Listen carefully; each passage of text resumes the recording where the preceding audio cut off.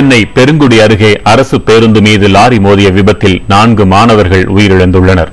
இச்சம்பவம் மாணவர்களின் பாதுகாப்பு தொடர்பாக பல கேள்விகளை எழுப்பியுள்ளது. வழக்கமாக சைக்கிளில் செல்லும் மாணவர் ஒருவரும் இந்த விபத்தில் சிக்கி உயிரிழந்திருக்கிறார். பரபரப்பான காலை நேரத்தில் பள்ளி கல்லூரிகளுக்கு செல்லும் மாணவ மாணவியருக்கு போதிய அளவு பேருந்துகள் இயக்கப்படுவதில்லை என்ற குற்றச்சாட்டும் எழுந்திருக்கிறது. எதிர்காலம் குறித்த கனவுகளுடன் பயிலச் சென்ற 4 மாணவர்கள் இன்று காலை நிகழ்ந்த பேருந்து விபத்தில் தங்கள் இன்னுயிரை இழந்துள்ளனர். திருப்பூரிலிருந்து தீநகர் செல்லும் வழித்தட எண் 519 கொண்ட சென்னை மாநகர பேருந்து காலை 7:30 மணிக்கு திருப்போரூர் பேருந்து நிலையத்திலிருந்து புறப்பட்டது. பேருந்தின் படிக்கட்டுகளில் மாணவர்கள் தொங்கிக் கொண்டு பயணம் செய்து வந்தனர். பேருந்து காலை 8:20 மணிக்கு கந்தன்சாவடி அருகே வந்து கொண்டிருந்தது. அப்போது இடையில் உள்ள ஒரு சாலையில் திரும்ப முயன்ற கண்டெய்னர் லாரி கட்டுப்பாட்டை இழந்து பின்னோக்கி வந்தது. அவ்வாறு வந்த லாரி பேருந்தின் பக்கவாட்டில் மோதியது. இதில் படியில் தொங்கிக் கொண்டிருந்த 4 மாணவர்களின் உடல்கள் நசுங்கின. இதில் 3 சம்பவ இடத்திலும் மற்ற ஒருவர் மருத்துவமனையிலும் உயிரிழந்தனர். இறந்த 4 மாணவர்களில் 2 சென்னை சாந்தோமில் உள்ள பள்ளியில் பயிலும் பாலமுருகன் மற்றும் விஜயன் எனவும், மற்ற 2 கல்லூரியில் கல்வி பயிலும் சேகர் மற்றும் மனோஜ் எனவும் தெரிய வந்துள்ளது. பஸ் ஸ்டாண்ட்ல கேட்ட நிப்பாட்டணும். காலையில நாங்க 7 மணிக்கு போறோம். ஸ்கூல் வேலைச்சேரிக்கு போறதுக்கு 7 மணில இருந்து 8:45 வரைக்கும் நிக்கிற பஸ் நிப்பாட்ட மாட்டான் பஸ் ஸ்டாண்ட்ல. அவன் 8 போய் அங்க நிப்பாட்டான். இங்க இருந்து ஓட முடியுமா, அங்க இருந்து போய் அங்க இருந்து ஓட முடியுமா, இதே ஓட சத்துருவாங்க. அப்ப நாங்க எப்படி போறோம்? நம்ம ஸ்கூல் வாங்க முடியும்? ஸ்கூல்ல டைம் பிரகாரம் போனா அவங்க அடிக்கிறாங்க குழந்தைங்களை. நாங்க எப்படி இந்த நம்பி நாங்க இங்க இருந்து நடந்து போறது 1/2 கிலோமீட்டர் நடந்து போய் ஒரு 1/2 நடந்து போய் நாங்க பஸ் ஏற்றி குழந்தை அனுப்புவோம். எங்களுக்கு உயிர் வந்து எங்க குழந்தை போய் வர வரைக்கும் எங்களுக்கு அப்படி எந்த பஸ்ல அடிபடுமோ பஸ்ல அது அடிபடுது எங்களுக்கு கண்டப்பா. வழக்கமாக தான் பயிலும் தரமணி பாலிடெக்னிக் கல்லூரிக்கு சைக்கிளில் செல்லும் மாணவர் மனோஜ் இன்று பேருந்தில் சென்றுள்ளார். அதுவே அவனது கடைசி பயணமாக அமைந்துவிட்டதுதான் துயரம். கூலி வேலை செய்யும் பெற்றோரின் குடும்ப சுமையை குறைக்க மாலை நேரத்தில் பகுதி நேர பணிபுரிந்துள்ளார் மனோஜ். நேற்று நைட் என்கிட்ட எக்ஸாம் நடக்குதுன்னு சொன்னார் சார். அப்போதைக்கு சைக்கிள் பஞ்சர் ஆயிடுச்சு. அதனால வேற சைக்கிள் என் சைக்கிள் எடுத்துன்னு போனாரு. கடந்த வரையும் போயிட்டு பஸ்ஸுக்காக வெயிட் பண்ணாரு. பஸ் லோனு ஏறி போயிருக்காரு. அப்போதைக்கு இங்க எல்லாம் இது வந்து பஸ் இது சேர்ந்து ஆக்சிடென்ட் ஆயிட்டு இருக்கு, இறந்துட்டு இருக்காரு சார். பள்ளி கல்லூரி மாணவர்கள் என்றாலே அவர்களை பேருந்து ஓட்டுநர்கள் மதிப்பதே இல்லை என்ற குற்றச்சாட்டு எழுந்துள்ளது.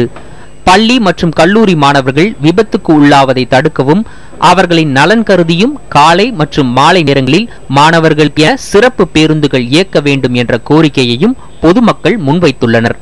நெரிசல் மிகுந்த நேரத்தில் மாணவர்கள் பள்ளி செல்லும் போது விபத்துக்குள்ளாவது தொடர்கதையாகி வருகின்றது. நாட்டின் எதிர்காலத்தை நிர்ணயிக்கக்கூடிய மாணவர்களின் விலை மதிப்பற்ற உயிரை பாதுகாக்க அரசு உடனடி நடவடிக்கை எடுக்க வேண்டும் என சமூக ஆர்வலர்களும் பெற்றோர்களும் வலியுறுத்துகின்றனர். பேருந்து என்பது அனைவருக்கும் பொதுவான ஒன்றாக உள்ளது. ஆனால் அரசு பஸ் டிரைவர்களோ பள்ளி மாணவர்களை ஒதுக்குவதாக நீண்ட காலமாக குற்றச்சாட்டு தொடர்ந்து இருந்து கொண்டுதான் இருக்கிறது. இன்று நடந்த விபத்து சம்பவமோ அந்த குற்றச்சாட்டை ஊர்ஜிதப்படுத்தும் வகையில் உள்ளது. இதுபோன்ற வரும் காலங்களில் இதுபோன்ற விபத்துகள் நிகழக்கூடாது என்று கண்ணீருடன் கோரிக்கை வைக்கின்றனர் மனோஜின் பெற்றோர். புதிய தலைமுறைக்காக ஒளிப்பதிவாளர் செந்தில்குமாருடன் சுப்பிரமணியன். இதற்கிடையில் 4 மாணவர்கள் பலியான சம்பவம் தொடர்பாக பேருந்தின் ஓட்டுநர் மற்றும் நடத்துனர் கைது செய்யப்பட்டுள்ளனர்.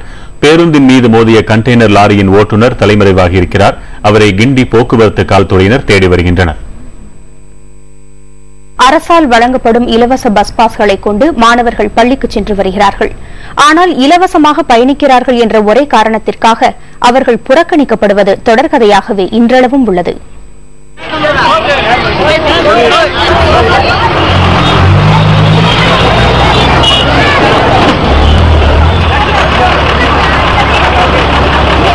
தினமும் காலையும் மாலையும் பள்ளி வந்து செல்வதற்கு மாணவர்கள் மேற்கொள்ளும் சில சாகச பயணங்களின் காட்சிகள் தான் இவை. அரசால் வழங்கப்படும் இலவச பேருந்து அட்டைகளால் கிராமங்களில் இருந்து கூட மாணவர்கள் உயர்கல்வி பயில தினமும் நகரங்களுக்கு வந்து செல்கிறார்கள். ஆனால் இலவச பயண அட்டை என்பதால் பள்ளி விடும் நேரங்களிலும் மாணவர்கள் அதிகம் இருக்கும் இடங்களிலும் அரசு பேருந்துகள் நிற்கவில்லை என்ற குற்றச்சாட்டு நீண்ட காலமாகவே இருந்து வருகிறது. கூட்டமா இருக்குண்ணா, ஏறுனா திட்டுறாங்கண்ணா, அன்னைக்கு கண்டக்டர் அடிச்சாங்கண்ணா, அன்னைக்கு பஸ் யார நான் நிப்பாட்டினா தள்ளி விட்டு விழுந்துட்டாங்கண்ணா. கவர்மெண்ட்ல ஏறனால ரொம்ப கும்பலாக தள்ளி விட்டுறாங்க. ஆமா, அதே மாதிரி இந்த ஸ்டாப்ல யாருமே நிப்பாட்டவே மாட்டேங்கிறாங்க. நிப்பாட்டினால கரெக்டா யாரும் வர மாட்டேங்கிறாங்க. ஸ்டாப்ல வந்து பஸ் அதிகமா நிக்கிறது இல்ல. அது 96 வந்து மெயினா நிக்கிறதே கிடையாது. ஓவர் கூட்டமா இருக்கு, ஏறினா கூட தள்ளி கீழே இறக்கி விட்டுறாங்க. நிறைய பேர் தொங்கிட்டு ஏற வேண்டியதா இருக்கு, ஓட ஏற வேண்டியதா இருக்குது. அப்படியே தவறி நிறுத்தத்தில் அரசு பேருந்துகள் நின்றால் மொத்த மாணவர்களும் ஒரே பேருந்தில் ஏற வேண்டிய கட்டாயம் ஏற்படுகிறது. அதனால் ஆண் பெண் பேதமில்லாமல் அனைத்து மாணவர்களும் படிக்கட்டுகளில் தொங்கிக் கொண்டே பயணிக்கும் நிலைக்கு ஆளாகிறார்கள். பஸ் பாஸ் கொடுத்துல இருந்ததுல கண்டக்டரும் டிரைவரும் மதிக்கவே மாட்டேங்கிறாங்கண்ணே. வயலுக்கு காசு கொடுக்கறது இல்ல அப்படின்னு சொல்லிட்டு மதிக்கவே மாட்டேங்கிறாங்க. திட்டுறாங்க. பஸ்ல எங்க இருக்கிறாங்க, பஸ்ல ஏறவே விட மாட்டேங்கிறாங்க. நாங்க ஒண்ணும் படிக்கட்டுல நிக்கலண்ணே, அவங்கதான் படிக்கட்டுலயே நிக்க விடுறாங்க. ஒழுங்காத போலீஸ்கார் வந்து பார்த்தாலும் கொஞ்சம் நல்லா இருக்கும். யாருமே பஸ் என்எஸ்எஸ் மாணவர்கள் இப்ப யாருமே நிக்க மாட்டேங்கிறாங்களே. யார் பஸ்ல ஏற முடியல, படிக்கட்டுல தொங்குறாங்க, ஏறவும் முடியல. பெரிய பசங்க ரொம்ப தொங்குறாங்க. நாங்க படிக்கட்டுல நிக்கல, நாங்க நிக்க உள்ள அவங்க பஸ் நிப்பாட்ட மாட்டாங்க. கொஞ்சம் அனுசரிச்சு போறது, ஒருத்தர் கெட்டாத்த திட்டுறாங்க, அடிக்கிறாங்க, தீய சொல்லலாம் பேசி திட்டுறாங்க எல்லாத்தையும். இது போன்ற பயணங்களால் மாணவர்களின் உயிர்களுக்கு உத்தரவாதம் என்பது மிகவும் குறைந்து வருகிறது. அதிக வருவாய்க்கு ஆசைப்பட்டு இலவச பஸ் பாஸ் வைத்திருக்கும் மாணவர்களை புறக்கணிக்கும் அரசு பேருந்து ஓட்டுநர் மற்றும் நடத்துனர்களாலேயே இது போன்ற சம்பவங்கள் நடப்பதாக கூறுகிறார்கள் சமூக ஆர்வலர்கள். புதிய தலைமுறைக்காக செய்தியாளர் குழுவுடன் கார்த்திகா. பேருந்து படிகளில் பயணம் செய்து பயணிகள் விபத்துக்குள்ளாவதற்கு பேருந்து ஓட்டுநர்கள் நடத்துனர்கள் மீது பயணிகள் மீது ஓட்டுநர்களும் நடத்துனர்களும் குறை கூறுவது இயல்பாகிவிட்டது. இதுகுறித்து அரசு போக்குவரத்து ஊழியர் சம்மேளனத்தின் பொதுச் செயலர் அன்பழகனின் கருத்தை வழங்குகிறார் செய்தியாளர் ஆசிப்.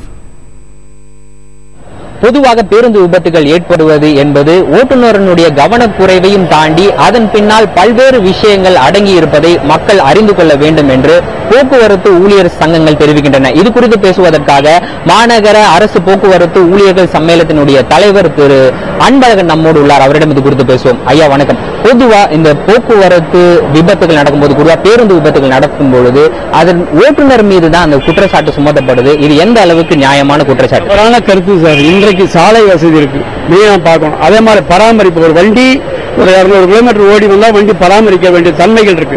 இவற்றெல்லாம் இன்றைக்கு குறைபாடுகள் நீடித்துக் கொண்டுதான் இருக்கு. எந்த அரசும் இல்ல, அரசுடைய கொள்கையோடு சம்பந்தப்பட்ட பிரச்சனை. விபத்து என்று சொல்வது ஏற்றுக்கொள்ள யாரும் விபத்தை வேண்டுமே செய்ய போறதில்லை, எதிர்பாராமல் நடக்கிறதா விபத்து. அது இன்றைக்கு பேருந்து அரசு பேருந்துகளை எடுத்துக்கொண்டால் மாநகர போக்குவரத்து 48 பேர் இருக்கை பிளஸ் 25 பேர் ஸ்டாண்டிங்ல போலாம். மொத்த 73 பேர் தான் மோட்டார் விதிமுறைகள் உருவாக்கப்பட்டிருக்கு. ஆனா இன்னைக்கு 150 பேர் 200 பேர் போறாங்க. சில கிராமப்புறங்களை பொறுத்த கண்ணகி நகர், செம்மஞ்சேரி போன்ற பகுதிகள் எடுத்தீங்கன்னா மேலே டாப்ல உட்கார்ந்து போறாங்க. இதெல்லாம் யார் காரணம்? அரசுடைய கொள்கையோடு சம்பந்தப்பட்ட பிரச்சனை. ஐயா, அப்படின்னா நீங்க சொல்ல போனீங்கன்னா சென்னையில போதிய அளவுக்கு பேருந்துகள் இயக்கப்படலன்னு சொல்றீங்க? இல்லை. கிட்டத்தட்ட 5000 பேருந்துகள் இயக்குவதற்கான பர்மிட் இருந்த பொழுதும் 3400 பேருந்துகள் இயக்கப்படுகிறது. ஆனால் கேட்ட நிர்வாகத்தில் பணம் இல்லைன்றாங்க. அடுத்து சாலை வசதிக்கு போதுமான வசதி இல்லை என்கிறார்கள். இன்றைக்கு 1,02,00,000 வாகனங்கள் 2 வீலர் மட்டும் இயங்குது. இதெல்லாம் தடுத்தால் தான், பொதுத்துறை போக்குவரத்தை பலப்படுத்தினால்தான் விபத்தை தவிர்க்க முடியும் என்றுதான் நினைக்கிறேன். நன்றி ஐயா. திரு அன்பழகனை பொறுத்தவரை தற்போது சென்னையில் போதுமான அளவிற்கு பேருந்துகள் இயக்கப்படவில்லை என்ற ஒரு கருத்தை முன்வைக்கின்றார். இந்த கருத்துக்களையும் கருத்தில் கொண்டு பார்க்கும் பொழுதுதான் ஒரு விபத்திற்கான உண்மையான காரணத்தை அறிய முடியும் என்றும் அவர் கூறுகின்றார். புதிய தலைமுறைக்காக ஒளிப்பதிவாளர் திவ்யனுடன் ஆசிப்.